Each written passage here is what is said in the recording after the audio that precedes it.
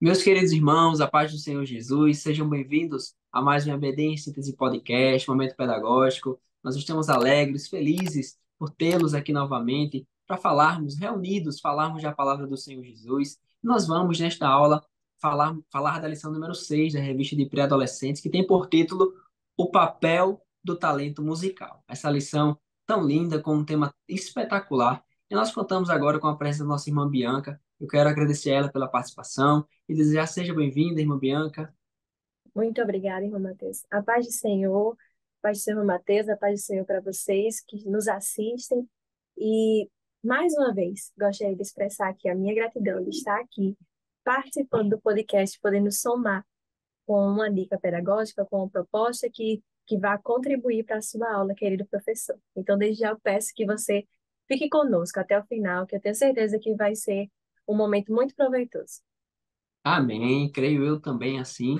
E nós pedimos a você, querido professor, que, se possível, esteja com sua Bíblia aberta, com a lição aí em mãos, porque creio eu que o Senhor ele nos trará dicas, insights para que nossa aula seja mais dinâmica, nossos alunos venham a compreender melhor, venham a entender aquilo que a Bíblia quer que nós compreendamos e vivamos acima de tudo. Como bem falei no início, nós estamos tratando da lição número 6, que tem por título O Papel do Talento Musical. A nossa lição, ela tem por texto base, a Bíblia diz, está lá em Salmos, capítulo, Salmo de número 9, verso 1 e 2, que diz assim: Ó Senhor Deus, eu te louvarei com todo o coração e contarei todas as coisas maravilhosas que tem feito. Por causa de ti, eu me alegrarei e ficarei feliz. Cantarei louvores a ti, ó Deus Altíssimo. A nossa lição, ela tem esse tema tão importante e ela também vai carregar, ela vai trazer consigo alguns objetivos.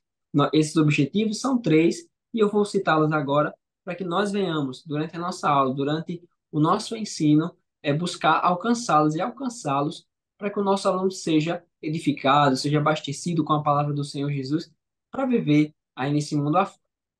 Os objetivos da nossa lição, o primeiro objetivo é apontar a diferença entre adorar e cantar.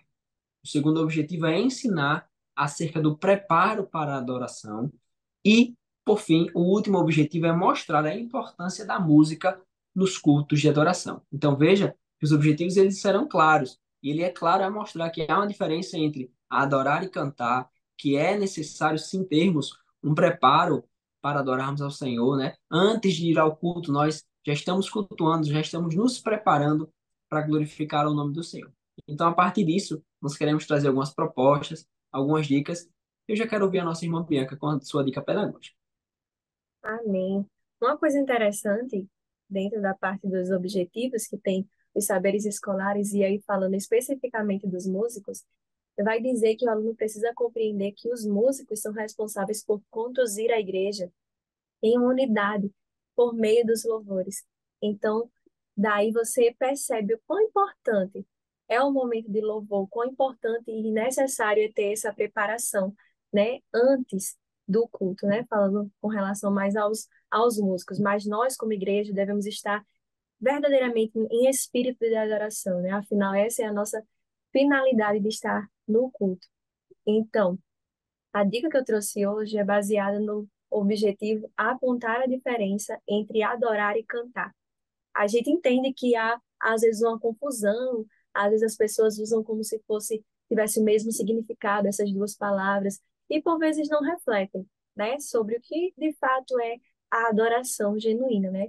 Então, a proposta é que ao final da aula, após todo o debate e explicação sobre o que é adoração, que a adoração não se dá apenas em momentos de louvores e que não necessariamente você vai estar adorando quando você está cantando, né? Então, depois de toda essa conversa, a proposta seria fazer um mapa mental ou um mapa conceitual. O material seria uma cartolina ou folhas de ofício, a ideia é que fosse feita de forma coletiva. Então, no centro dessa cartolina, teria a frase adoração versus cantar. Não, a ideia não é colocar uma oposição a essas duas práticas, e sim fazer eles diferenciarem uma da outra e entender a relação que ambas têm. Então, os alunos fariam ligações com definições do que seria o cantar e fariam outras ligações com definições do que seria adorar. Quando eu adoro, como eu posso adorar. E aí também fariam relações entre o cantar e o adorar. Esse cartaz poderia ficar exposto ali na sua sala para que os alunos, sempre que necessário, pudessem recorrer a ele. E você também, professor, vai poder ter um panorama geral do que o seu aluno conseguiu compreender da aula, né? E aí eu tenho uma outra sugestão que também seria um cartaz. Entendemos que o livro de Salmos é composto por cânticos, né? Então, a proposta seria um breve estudo sobre o livro de Salmos. E aí você, professor, poderia estar trazendo já impresso ou escrito, ou mesmo na aula vocês podem pesquisar, dedicar um momento à pesquisa, né? Considerando que os seus alunos possam ter celulares, e aí fazer essa pesquisa sobre fatos sobre o livro de Salmos. Então, poderia ser escrito lá alguns capítulos, algumas curiosidades, o maior capítulo de Salmos, né? Podemos dizer assim, ou o menor, e assim você trazendo aquelas curiosidades sobre o livro de Salmos como um estudo sobre esse livro, como para que eles compreendam que esse livro é muito importante e muito lindo, né? Tem diversos cânticos e que eles compreendam que esses cânticos estavam presentes desde o início na nossa igreja, né? Então essa é a minha sugestão para você, professor. Amém, graças a Deus. Meus queridos, eu também quero compartilhar com vocês a minha proposta pedagógica. A minha proposta pedagógica, ela é baseada no objetivo da lição, que é mostrar a importância da música no culto de adoração. Então, a minha proposta é uma proposta simples, uma proposta que visa fazer com que os nossos alunos eles reflitam acerca da música, daquilo que nós entoamos, daquilo que nós cantamos em adoração a Deus. Então, a dinâmica que eu quero propor, ela tem por título Explorando o Significado da Música de Adoração. Eu sugiro a você, professor, professora, que separe dois hinos, dividindo a sua classe em dois grupos, ou, dependendo da quantidade de alunos, em apenas um grupo, e você vai entregar ali um hino para eles. Eu sugiro que seja um hino da harpa, um hino da nossa harpa cristã, e eu sugiro que seja um hino que tenha um enfoque, tenha um viés mais teológico, que a gente consiga entender alguns aspectos sobre cruz, sobre sangue, sobre morte sacrificial, sobre Jesus nos substituindo ali na cruz, e você traria esse hino para os seus alunos.